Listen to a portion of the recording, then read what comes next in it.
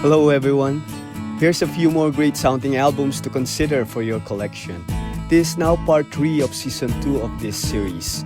On this video, I have 2 albums recorded on the same venue, but they could not be any more different.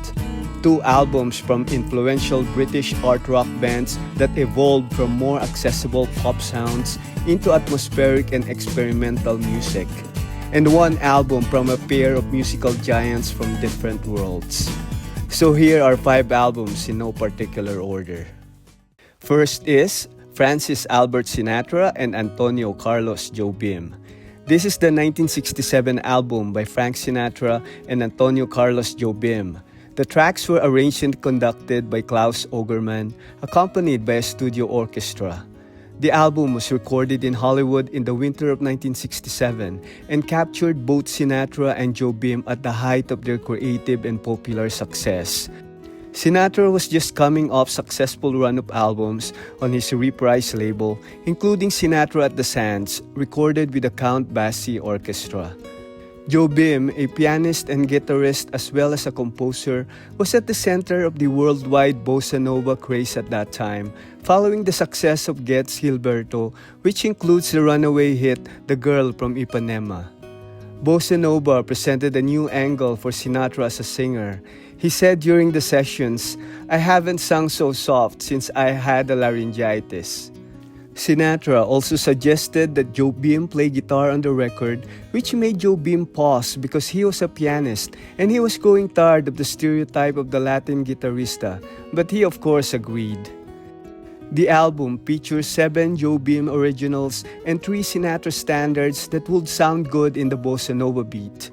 The CD I have is the 50th anniversary edition that have 2 bonus tracks, which have an interesting snippet of Sinatra telling the band that's playing Girl from Ipanema to don't run away with the tempo because the song have a gang of words. Sinatra and Jobim had further collaborations after this album. All of the tracks these 2 men recorded together were later compiled in 2010 on Sinatra Jobim, the complete Reprise recordings. Next is Hope by Hugh Masekela. This is the acclaimed 1994 live album by the outstanding South African jazz trumpeter Hugh Masekela. Masekela was a South African trumpeter, flugelhornist, cornetist, singer, and composer who was described as the father of South African jazz. He was known for his jazz compositions and for writing popular anti-apartheid songs. Masekela assembled a 7-piece group and recorded the album over 3 nights from July 30 to August 1, 1993 at the Blues Alley Jazz Club in Washington, D.C. The music featured his band's revival of his biggest hits over the decades. It was a tour of Masekela's life, and the song stretched over a period of nearly 5 decades. The album is not all vocals. There's some great trumpet and flugelhorn solos from Masekela. The lively atmosphere that the flugelhorn created is immediately thrilling. There is very nice layering of the backing vocals on top of the powerful sound of the bass drum. There is such a happy vibe on this album. The most familiar tune here will probably be his big pop hit, Grazing in the Grass. The album is renowned for its high-fidelity sound and was often used as an audiophile demonstration disc in 2000s to show off a hi-fi system's dynamic range. A lot of people consider this an essential audiophile recording, celebrated for its vibrant live performance, exceptional recording quality, and Masekela's distinctive trumpet sound. The CD I have is the one released in 2004, but I know there is also an SACD released by Analog Productions in 2008. Next is Live at Blues Alley by Eva Cassidy. This album was originally self-released by Eva Cassidy in May 1996. It was recorded live at the Blues Alley nightclub in Washington, D.C. on January 1996. Eva was unable to garner interest from a major label in recording her music, so she cashed in a small pension she had saved while working at her day job in a plant nursery to self-fund this recording of herself and her live band. Eva was suffering from a light cold during the show and initially felt that the performance was not good enough to release as an album. She eventually agreed after a previously completed studio recording of Pete Seeger's "Oh Had I a Golden Thread" was added to round out the album.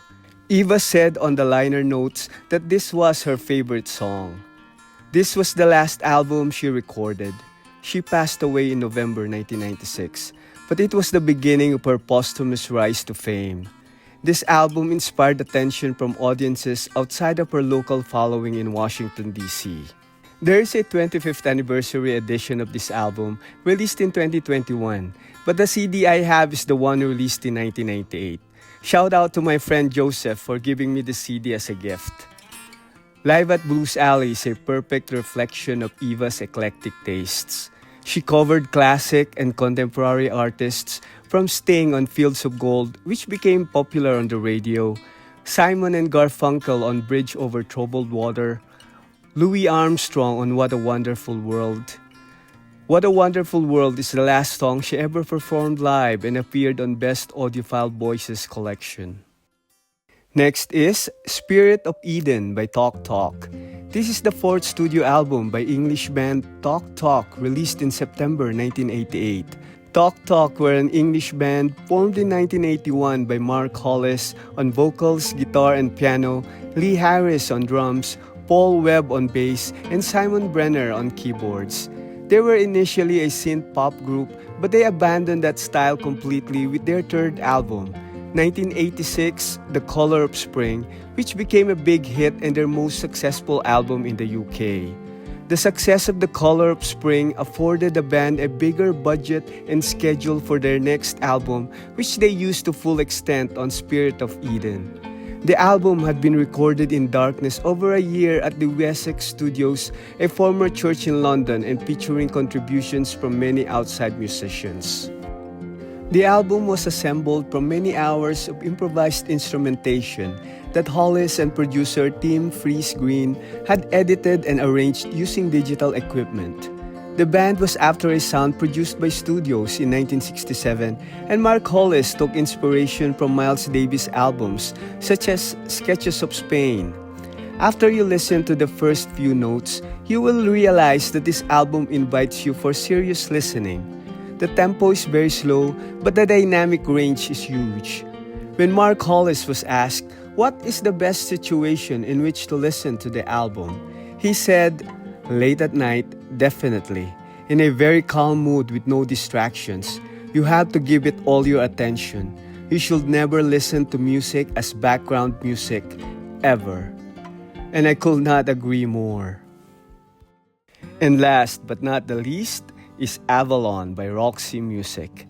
This is the 8th and final studio album by English rock band Roxy Music, released in May 1982.